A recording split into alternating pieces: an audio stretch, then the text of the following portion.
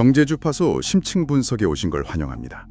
오늘 저희는 차기 연준 의장 후보로 거론되면서 시장을 긴장시키고 있는 한 인물, 케빈 워시에 대해 깊이 파고들어 보려고 합니다. 아마 많은 분들이 케빈 워시 하면 딱 한 단어를 떠올리실 거예요. 바로 매파, 금리 인상을 선호하는 강경파의 대명사처럼 알려져 있죠. 네, 그래서 월가에서는 케빈 워시가 오면 주식시장은 끝이다. 이런 불안감이 아주 큽니다. 그렇죠. 그런데 말입니다.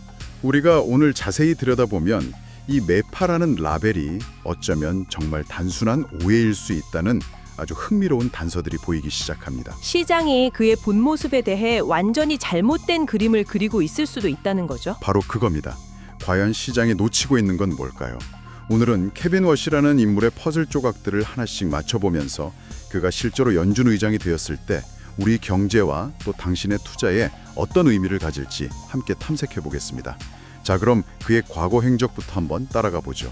가장 상징적인 사건이 바로 2008년 금융위기 때인데요. 아, 네. 당시 그는 연준 이사로서 그 유명한 양적 완화 정책에 대해 아주 강한 비판의 목소리를 냈습니다. 네, 당시 상황을 좀 설명해 드리자면 양적 완화라는 게 중앙은행이 국채 같은 자산을 대규모로 사들여서 시장에 직접 돈을 푸는 말 그대로 전례 없는 통화 정책이었거든요. 그렇죠.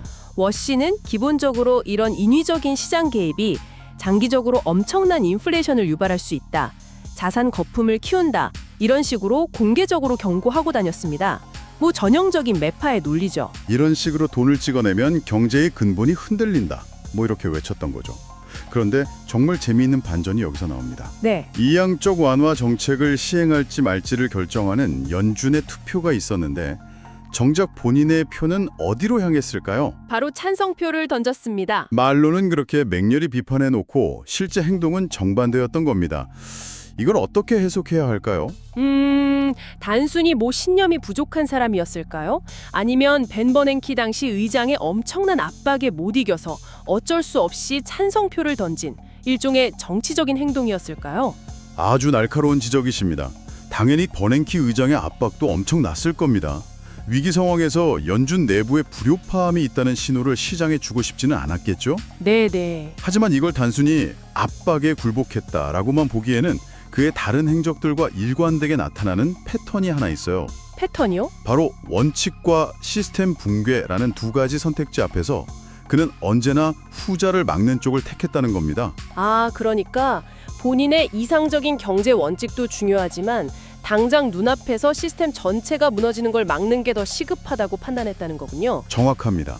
당시 그의 생각은 아마 양적 완화의 부작용은 나중에 수습하더라도 지금 당장 금융 시스템이 붕괴하는 것은 인류사적인 재앙이다라는 쪽이었을 겁니다. 이런 면에서 보면 그는 원칙에 갇힌 이념가라기보다는 현실의 문제를 해결하는 것을 최우선으로 생각하는 극단적인 실용주의자에 가깝죠.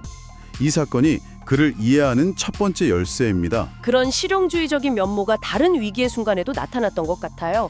같은 2008년 이번에는 본인이 오랫동안 몸담았던 친정회사 모건 스탠리가 파산 직전에 몰렸을 때 말이죠. 네, 정말 드라마 같은 상황이었죠.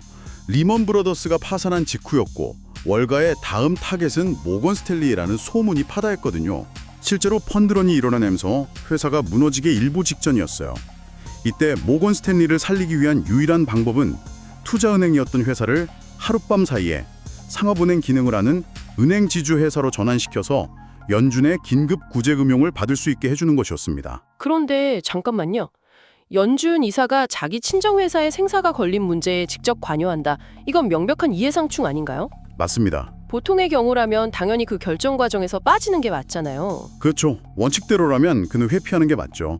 그래서 당시에도 엄청난 비판이 있었습니다. 월가 엘리트들이 위기 상황을 빌미로 자기들끼리 다 해먹는다는 비난이 쏟아졌죠. 그런데요? 하지만 워시는 오히려 더 적극적으로 나서서 모건 스탠리의 은행 지주회사 전환을 밀어붙였습니다. 또다시 원칙보다 현실을 택한 거군요. 네, 그의 논리는 양적 완화 때와 똑같았을 겁니다. 모건 스탠리를 구하는 것이 물론 이해상충의 소지가 있지만 리먼에 이어서 모건 스탠리마저 무너지면 금융 시스템 전체가 연쇄적으로 붕괴한다. 시스템이 무너지고 나면 이해상충 같은 원칙이 무슨 소용인가? 이런 식의 접근이었던 거죠.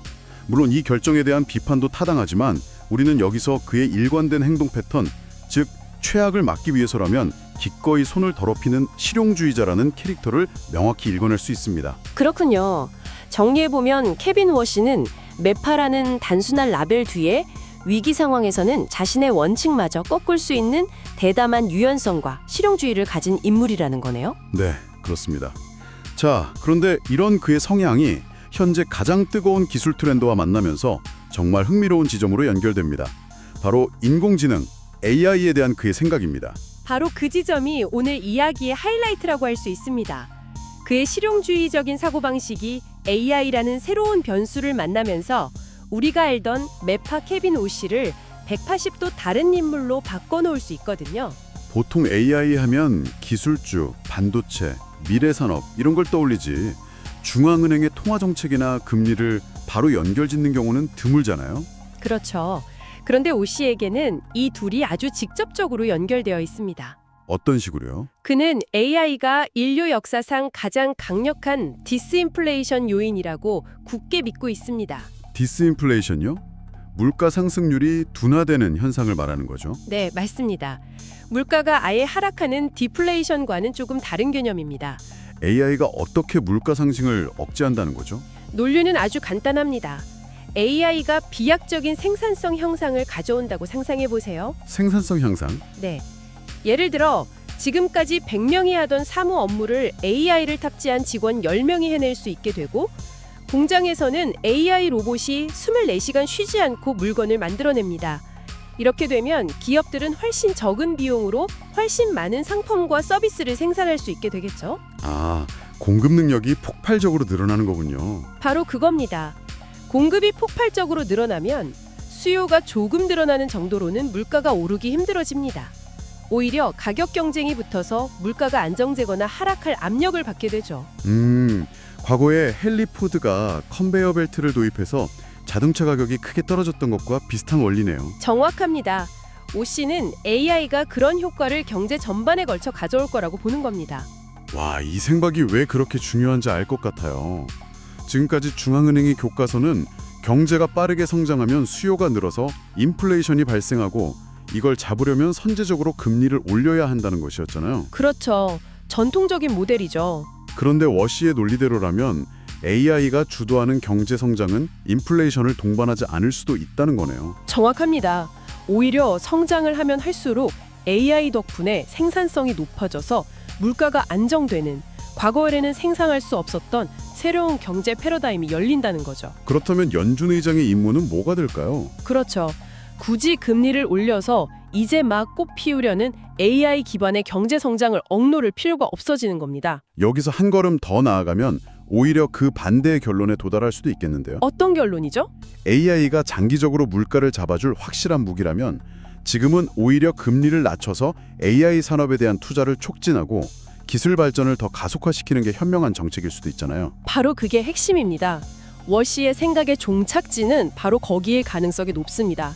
장기적인 물가 안정을 위해 단기적으로는 오히려 완화적인 통화 정책을 펼쳐 AI 혁명을 지원해야 한다는 거죠. 금리를 낮춰서 기업들이 AI 기술에 더 많이 투자하도록 유도한다. 네, 관련 인프라를 구축하도록 부추기는 겁니다. 세상에, 정말 충격적인데요.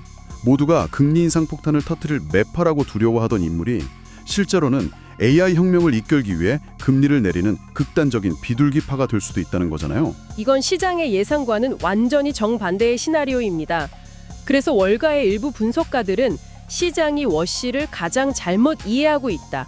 그는 연준 역사상 가장 완화적인 의장이 될 수도 있다라는 파격적인 보고서를 내놓기도 하는 겁니다. 정말 아이러니의 극치네요. 네, 좋습니다. 케빈 워시가 사실은 시장 친화적인 인물일 수 있다는 그림이 아주 선명하게 그려지네요.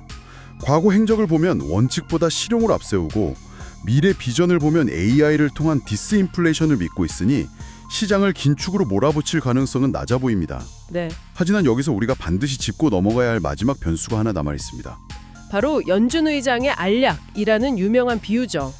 아, 그 유명한 이야기. 네, 윌리엄 마틴 전 의장이 남긴 말이죠. 맞습니다.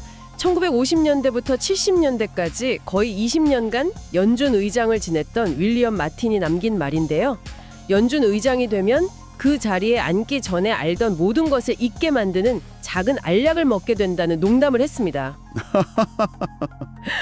그런데 더 재미있는 건 훗날 마틴을 강하게 비판했던 아서번스라는 인물이 의장이 되고 나서 내가 그 자리에 앉아보니 나도 그 알약을 먹은 것 같다고 실토했다는 겁니다. 정말 의미심장한 이야기네요. 이건 비유적인 표현이지만 그만큼 연준 의장이라는 자리가 주는 무게감, 정치적 압박 그리고 책임감이 한 사람의 생각을 완전히 바꿔놓을 수 있다는 뜻이겠죠.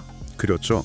우리가 회사에서 평사원일 때 회사를 보는 시각과 대표가 되어서 회사를 책임져야 할 때의 시각이 완전히 달라지는 것과 같습니다. 네네. 수많은 이해관계자들의 압력 속에서 독립성을 지켜야 하고 내가 내리는 결정 하나가 전 세계 경제를 뒤흔들 수 있다는 엄청난 부담감을 매일 느껴야 합니다. 대통령, 의회, 월가 그리고 일반 대중의 기대를 모두 관리해야 하는 자리죠. 흔히 자리가 사람을 맞는다는 말이 있는데 연준 의장이라는 자리는 그 어떤 자리보다도 그 말이 잘 어울리는 곳이겠네요. 네.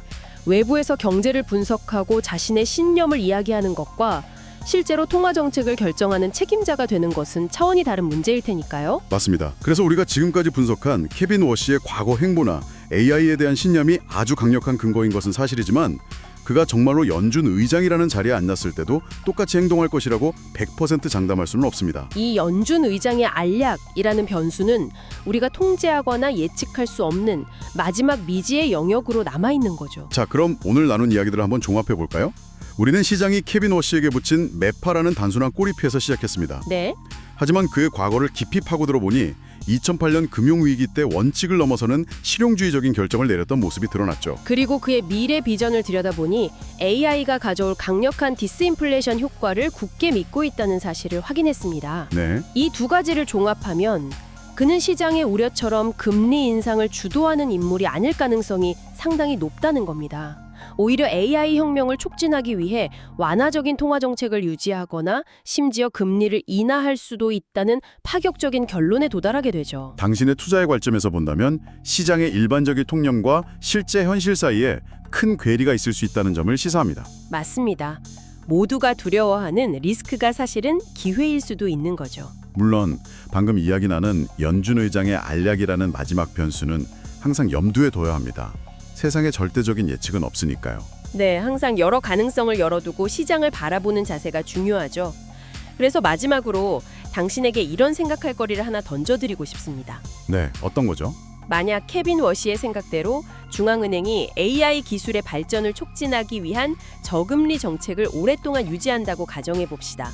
그러면 AI 기술의 혜택을 직접적으로 받는 빅테크 기업이나 관련 산업은 엄청난 호황을 누리겠죠. 그렇죠.